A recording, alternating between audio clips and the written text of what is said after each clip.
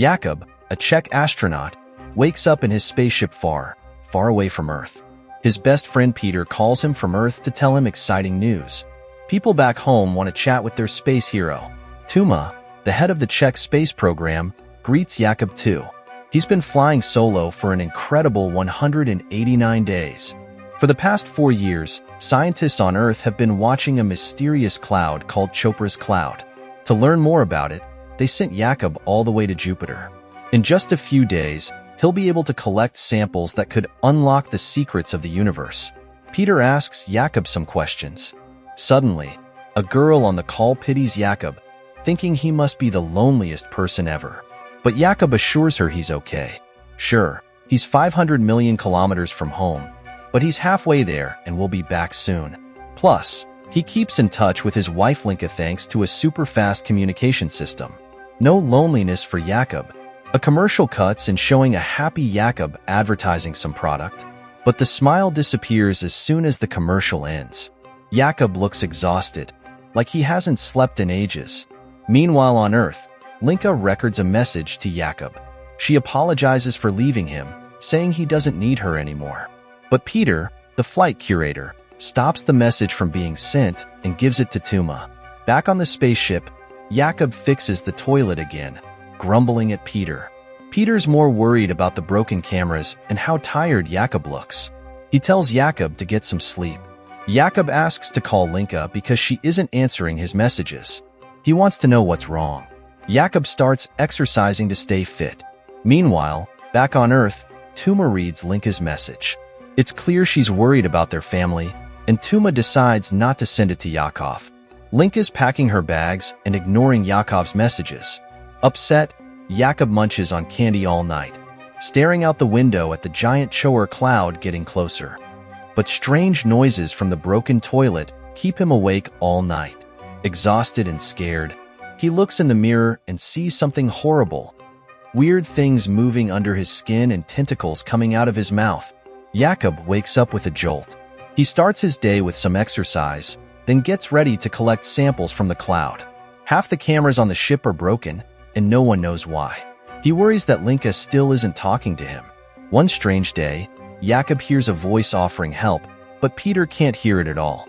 Maybe he caught a message from the Korean mission that launched after his, but it definitely wasn't Korean. Later, Peter tells Yakov his wife Lena went to her mom's and will call when she's back. Yakov chills a bit and gets back to work. He checks a compartment and freaks out. A giant hairy spider is in there. He slams the door shut and calls Peter, but the camera in that area is broken. He can't see anything. He opens the door, but the spider is still there. It even talks, saying it didn't mean to scare him. Yakov jumps in the airlock and tells Peter he needs to disinfect the ship. He puts on a space suit, says a special word, and foamy stuff fills the room, reminding him of a happy summer walk with Lena. The cleaning is done, but the spider is still there. It says the weird bath didn't hurt it, and suggests Yakov take off his space suit. It's safe, really. Yakov reaches out, but the spider dodges. Apparently, that's rude in its culture. The spider is also an explorer who accidentally found Earth and hung out for almost 4 years, learning languages but not quite getting humans. It felt Yakov's loneliness and came to help, confused by the whole situation. Yakov hides in his sleeping area, but suddenly sees and hears his wife clearly. Turns out, the spider is showing him memories because it's curious about human feelings and wants to help him deal with his wife leaving. Yakov tries to say no, but the spider doesn't believe him. Back on Earth, Lena goes to her mom's because she's pregnant and needs company. She stays at a house for pregnant women, and her mom doesn't get why she'd leave her husband now. The spider begs for Yakov's food. He offers nut paste, reminding the spider of its destroyed home planet. It escaped an attack and has been wandering space ever since. Back on Earth, Tuma visits Linka. He thinks she shouldn't leave Yakov, knowing he's special and can handle being alone. But Linka's pregnant and lonely. The spider tells Yakov the cloud holds wisdom particles. It has no clue how old the cloud is, but everything has an end, even the universe. It shows him a memory of his first date with Lena, where they promised to always be there for each other. Yakov wonders why make promises you can't keep. He asks for the nut paste back, and the spider reluctantly gives it up. On Earth, Linka admits to her mom that raising a child alone will be tough, but she's ready. She'll tell her daughter she loved her father at first but made a mistake. At the station, Yakov wonders about the spider's name and suggests Hannes. The spider likes the name. Later, Yakov plays music and explains opera to Hannes. Hannes shows him a memory of a date with his wife, but Yakov doesn't want to remember it. Yakov has nightmares about his communist father who died for his beliefs.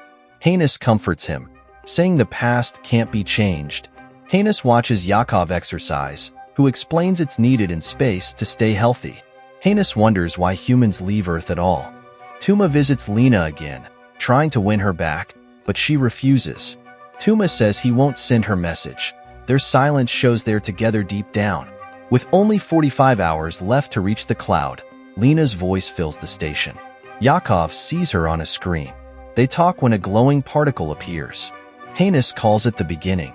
Yakov tries to catch it, but it goes right through everything. Suddenly, the ship loses connection, and the cloud particles swirl around them. Hannes calms Yakov, saying the beginning is harmless. It's a source of knowledge humans can't understand. Hannes senses Linka's fear about the baby and asks why. Yakov explains they lost their first child, and he wasn't there for her then or now. Hannes shows him a memory of Yakov promising to be there, but he lied, breaking Linka's trust. Jakob finally talks to Peter, but Hannes shows him another memory where he argues with his wife about the trip. Yakov was so sure of himself he didn't listen to her.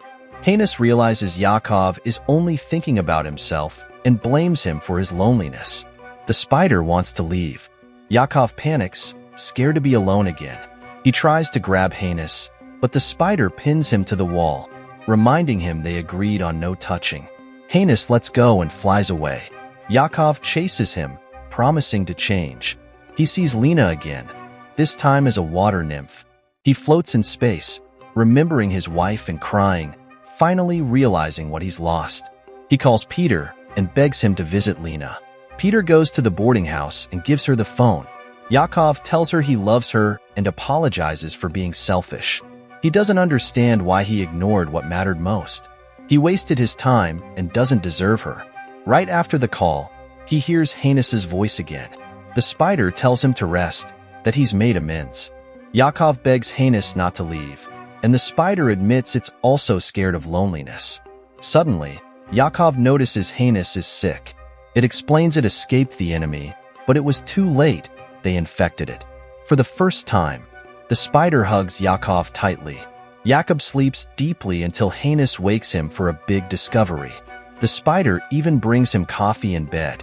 After waking up, Yakov contacts Earth and dedicates his mission to everyone, especially Lena. He slows down and starts collecting samples. But Hannes gets very sick. Yakov forgets everything to help his friend. The equipment malfunctions and Earth orders him to stop, but Yakov doesn't hear them. He sees Hannes floating in space. The ship systems crash one by one, and Earth tells him to return. Instead, Yakov puts on a spacesuit, grabs a bomb, and flies out. Peter begs him to come back, but Yakov uses the explosion to catch up with Hannes and holds it close. Hannes thanks him, but it's too late. The enemies will take over. Yakov looks at space and remembers nearly drowning. His father saved him, and now Yakov forgives his father and himself. Hannes pulls him to the heart of the cloud, where everything is gathered, the beginning and the end, all of time. His past, future, Lena, his father, every promise and every punishment. Everything is unchangeable and impermanent, but such is the truth of nature. The universe is as it should be. Before the man, Lena appears again, and Jakob admits that their meeting is a miracle, just like the meeting with the spider. Jakob hands his friend a can of nut paste he saved for him. The latter thanks him and asks to listen to the silence, after which it disintegrates into millions of particles consumed by worm-like creatures that destroyed his race. And Linka on Earth suddenly sees a glowing purple particle in the grass. Night turns into day. Jakob in a space suit wades through a transparent stream above which on a log sits Lena in a mermaid costume, asking him to kiss her. Her face becomes the last thing he sees, at least for a moment. because at that time he sees the lights of a South Korean ship, which saves Jakob. Later, he calls his wife, apologizes, and confesses that if he had known everything earlier, he would never have left, and she would kiss him once more.